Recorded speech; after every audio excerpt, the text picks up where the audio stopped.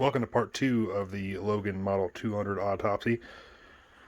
So far I have found 2 broken bolts on the bed of the lathe, both of which are recessed. This will be where the quick change gearbox mounts. And on the headstock we have 2 broken bolts, one flush and one slightly recessed. And this is where the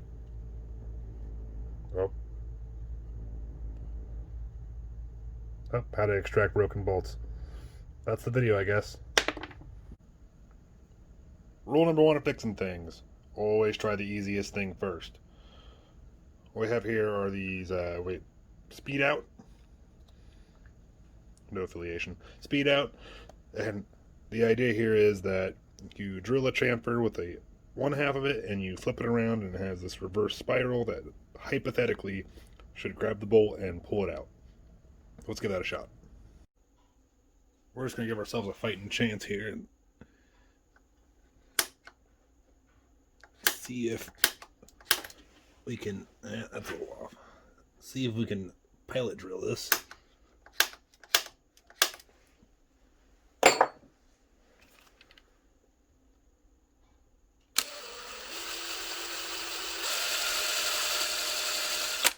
That should be good.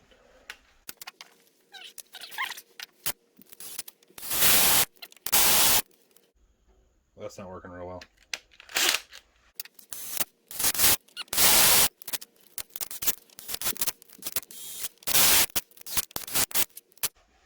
Let's try a bigger one.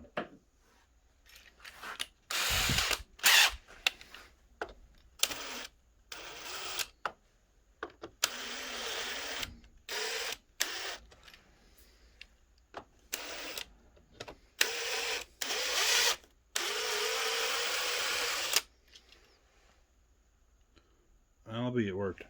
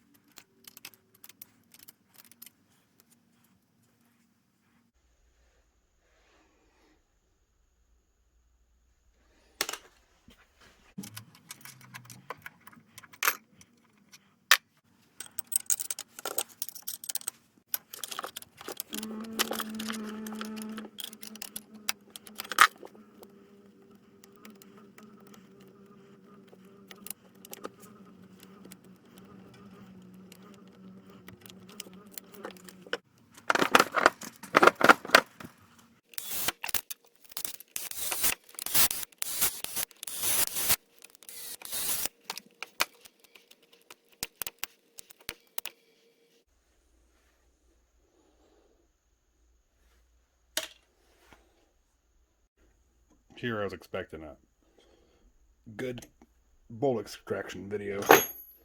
That was almost embarrassingly easy. We didn't have to get the torch out. Didn't have to get the real bolt extractors out. These guys, some of you are familiar with these. I am saving all these parts. I don't know what's what, but I know I am going to need to weld some cast iron back together.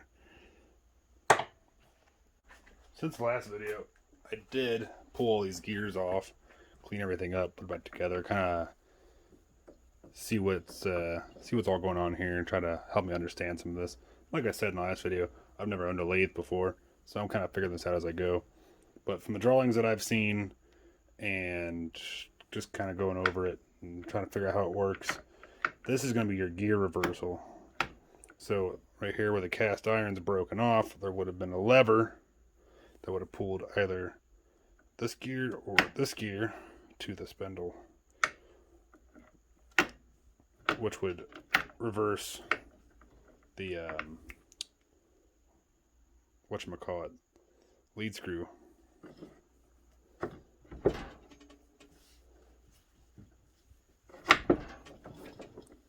It is a lot smoother now.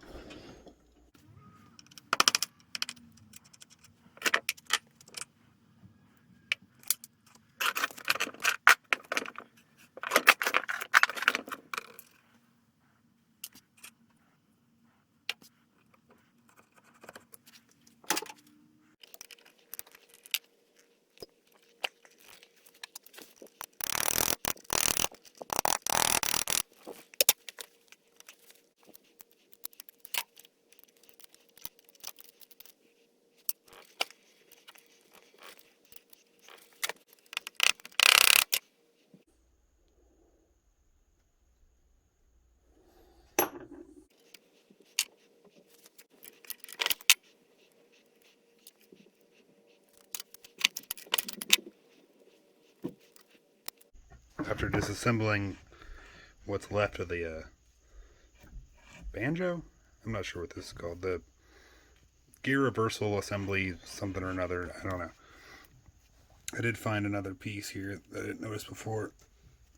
And I think this block is just to keep it from tilting too far.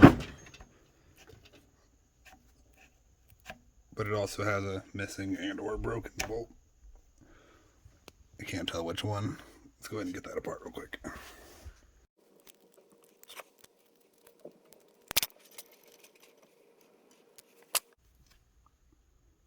Yep, that would be a broken bolt. While we're here, let's see if we can just a little. Oh, all right, cool.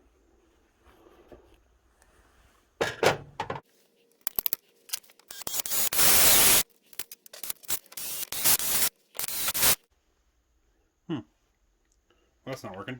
Plan B.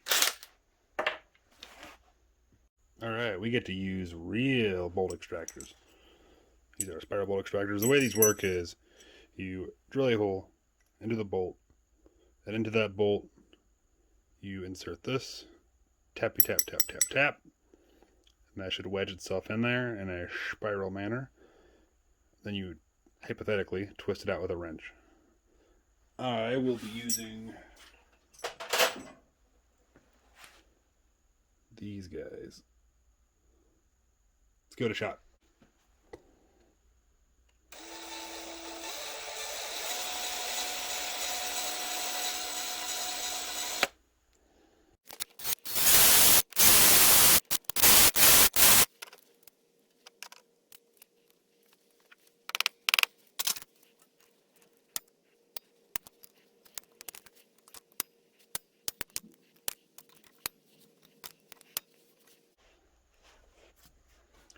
Did I say the word hypothetically loud enough? Just going up to the next size here.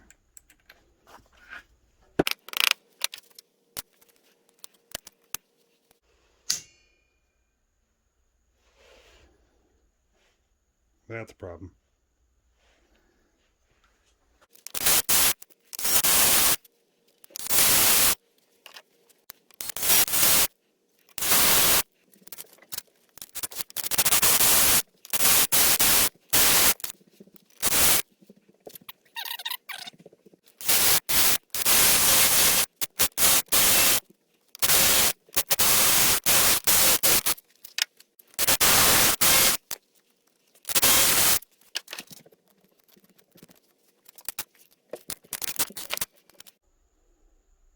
And that is what a normal bolt extraction looks like.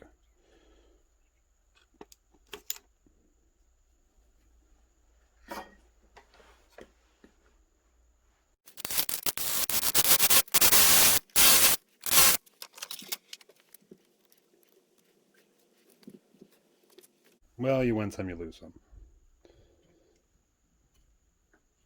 It's not like this is a super critical part anyway. The sketch. This is a M6 tap out of my random taps drawer, so I don't know if it's any good at all. And if it breaks off, we have another problem. So, but at least you were here for the ride, right? Right. That's what counts. It's always the journey, not the destination.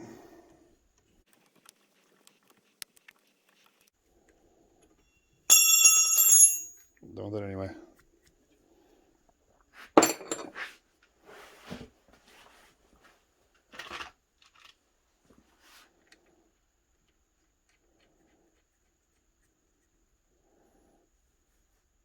So I'm just going to go ahead and finish breaking down the headstock. I think with the, whatchamacallit, this guy removed, then the counter shaft, I think that's what that'd be called, should be able to be tapped out this way and out the other side of the lathe. So let's go ahead and give that a shot. Here's a better view of the counter shaft. There's a bronze bushing in there, and then you can see the shaft everything rides on it. So let's go ahead and try and knock that out. Should be using a brass punch, but use what you got. Let me just move the camera. There we go. Yep, that's pushing right out. Let's get a better view.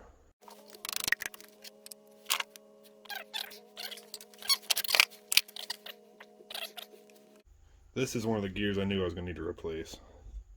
Hopefully this wasn't too expensive to source on the internet. Alright, let's finish breaking down the headstock. I already had to go with this with a manual impact. This is the, what do you call it? It's the front spindle bearing housing something or other. Retainer ring? I have no idea. But I just used a manual impact to get those broken loose. If you're not familiar with these, it's just like a screwdriver. And you beat on the side, and when it compresses,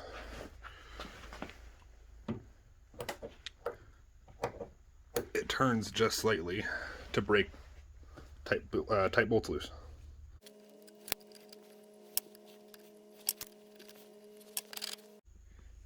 Before I start beating on this shaft, there was one sneaky little Allen head right there, so let's go ahead and pull that out.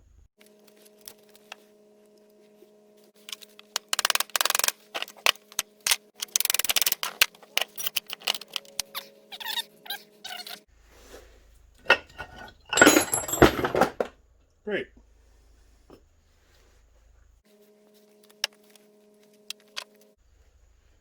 I'm not sure what this is for.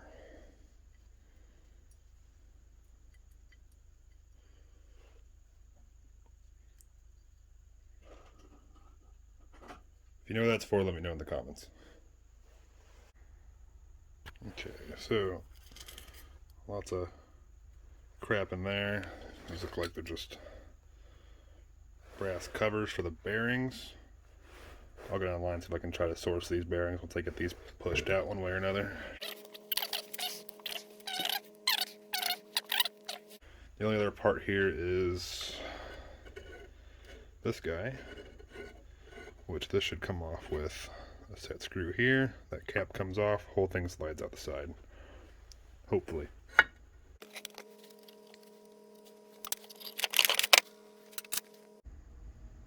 So I just want to knock out these bearings and the bearing shields that are on there. They forget about this one bushing down here. I want to knock that out. And I want to carefully drill out these rivets and reuse this data plate or this name plate before I start wire wheeling all this. So let's go ahead and do that too.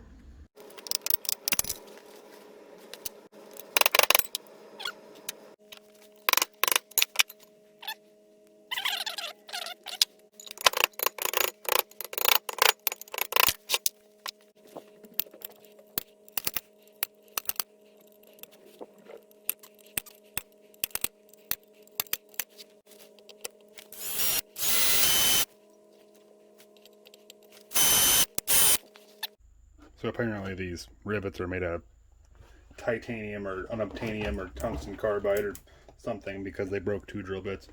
So I'm going to try burring them out. So just on the Dremel. Focus. Yeah, you get the idea.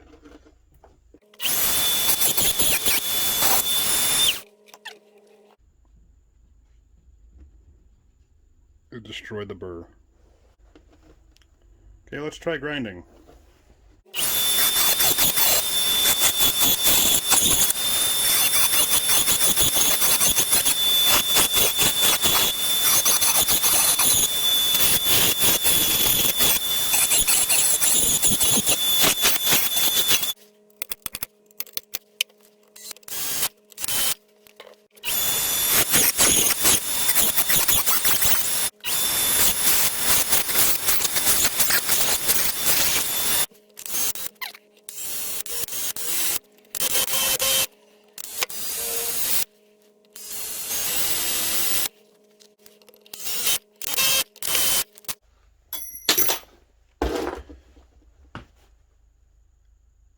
Even during wartime production, in the 40s when this thing would have been made, they still managed to find the hardest steel in the world to rivet their nameplate on.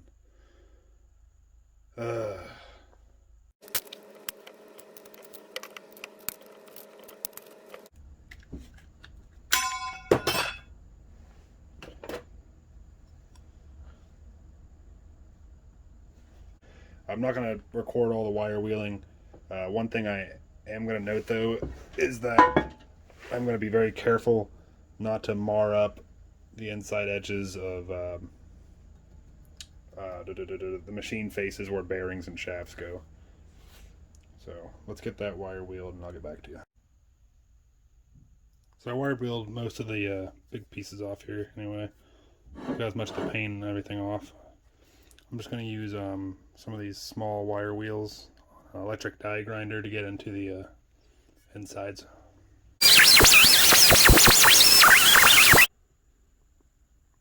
Alright, well this is about as good as it's going to get without taking it to get sandblasted. It's not that this is anywhere close to being done, but it's probably going to be sitting here for a while while I work on the rest of it. And it'd be nice to get some paint on it so it doesn't rust.